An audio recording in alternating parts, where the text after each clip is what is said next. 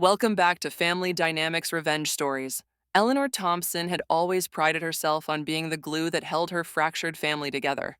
At 68, she was a widow twice over, her first marriage to Robert producing two children, Michael and Sarah, who were now in their 40s, and her second to Harold, who had passed away 5 years ago, leaving her with a comfortable estate in the suburbs of Chicago.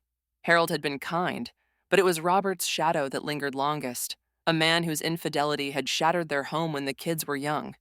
Eleanor had raised Michael and Sarah mostly alone, pouring her savings into their educations, their weddings, and later their endless loans for cars, rents, and whatever crises they manufactured.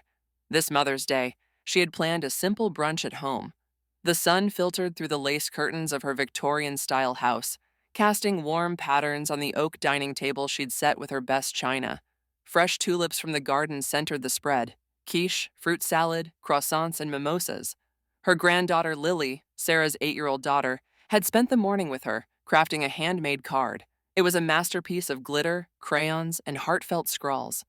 "To the best Nana in the world, I love you more than unicorns." Lily's eyes sparkled as she hid it under a napkin, whispering conspiratorially about the surprise. Michael arrived first, his BMW screeching into the driveway. He was a sales executive, always dressed in sharp suits that screamed success he hadn't quite earned. "Hey, Mom," he said, pecking her cheek without removing his sunglasses. No gift, no card, just a complaint about traffic. Sarah followed shortly, her SUV laden with shopping bags from some outlet mall detour.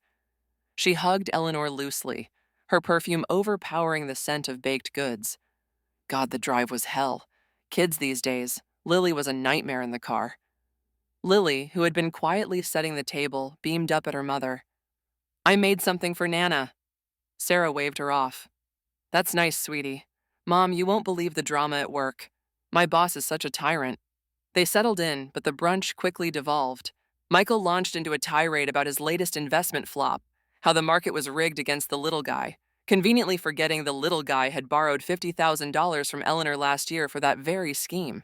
Sarah chimed in about her husband's laziness, how he expected her to handle everything while she juggled a part-time job and all this family stuff.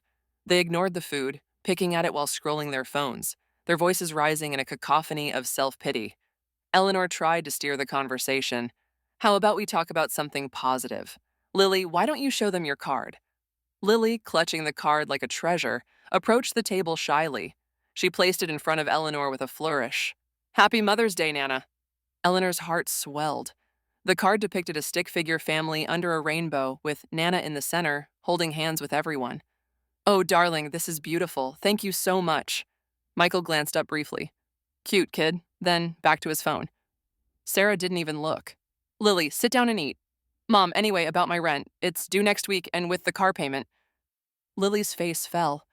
She tugged at Eleanor's sleeve, whispering, "Why don't they love Nana?"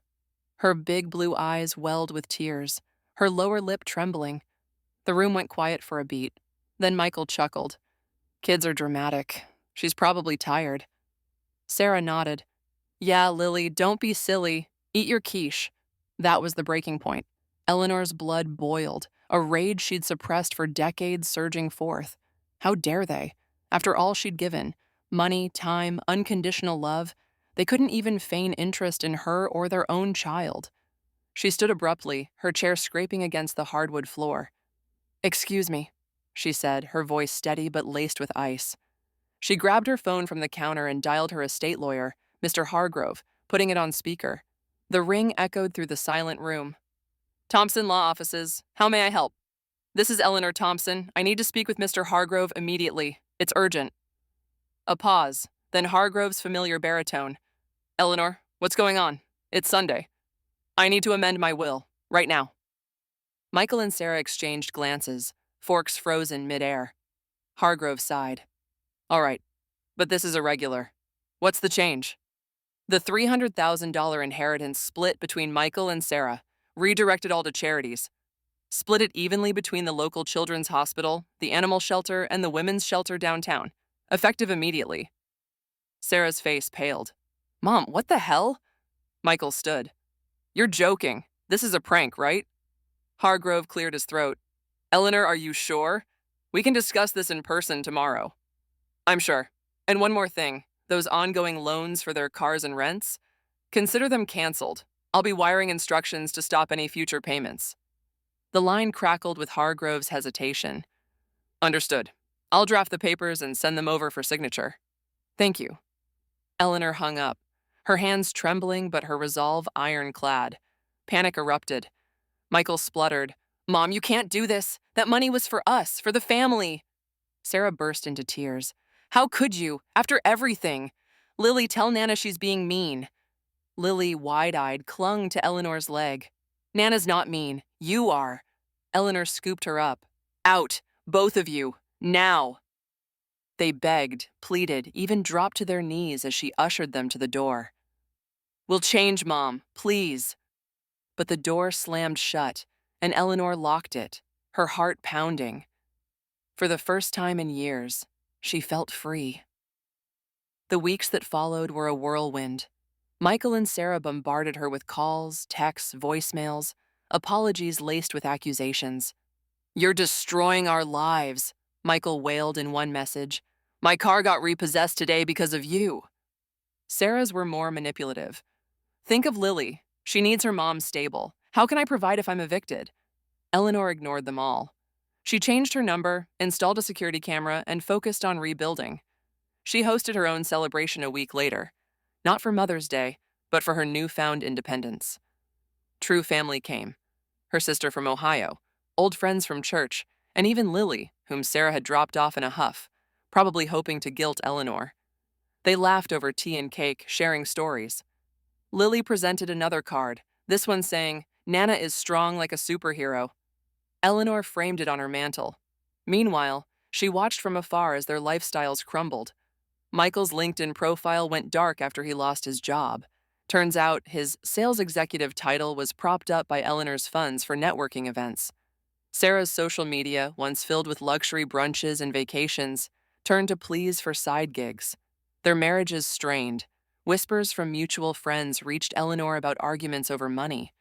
It wasn't schadenfreude exactly, more a quiet satisfaction. She'd given them everything, and they'd given nothing back. Now, the charities thrived. The Children's Hospital bought new equipment. The shelter housed more families. Eleanor volunteered there, finding purpose in helping strangers who appreciated it. Months passed. One crisp autumn day, a knock at the door. Michael and Sarah stood there, disheveled, eyes downcast. Mom, Michael began. We're sorry, truly, we've learned our lesson. Sarah nodded, tears streaming. Please, give us another chance. Eleanor studied them. Why now? Our lives are falling apart, Sarah admitted. We need help.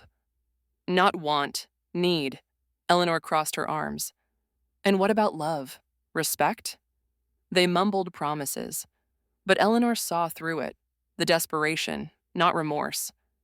I've found my true family, she said softly.